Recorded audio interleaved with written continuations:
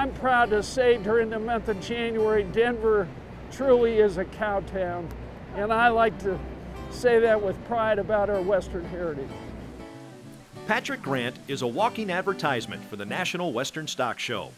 While he now sits as the chair of the Long Range Planning Group and a member of the board of directors, he was president and CEO of the National Western for 20 years.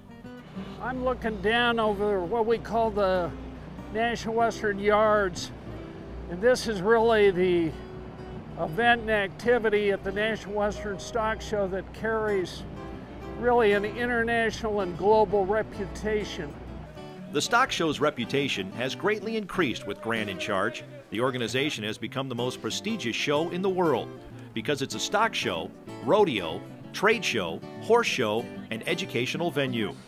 More than 600,000 people visit the show each year, bringing Colorado an economic impact of nearly $105 million each January.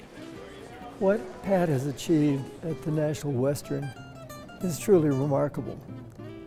He has greatly enlarged it, broadened its appeal without losing the history and the culture. Grant is a rancher at heart.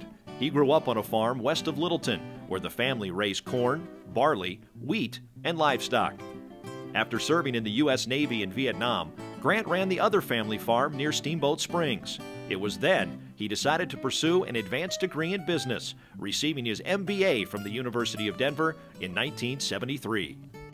Those principles and business principles I learned in 1971 to 1973 are an important part of the foundation for what I've done here at the National Western. And for that educational opportunity, I am truly grateful.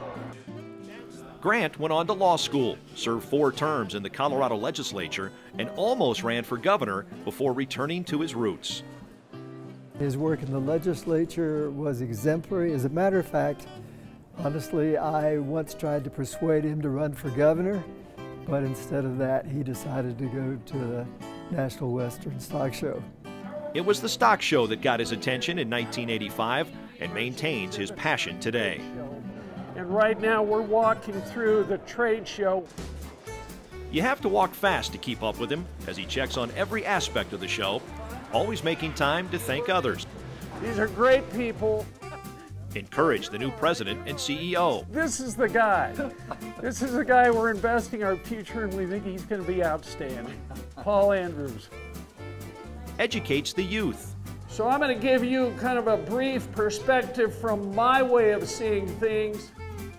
And takes care of his horse, Easy Jet. He's a quarter horse. He's about 12 years old.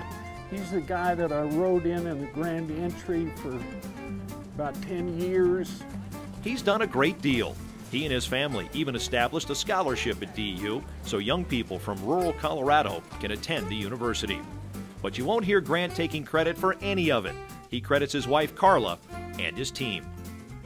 And lots of people really deserve credit for being teammates, team members on creating National Western for what it is today.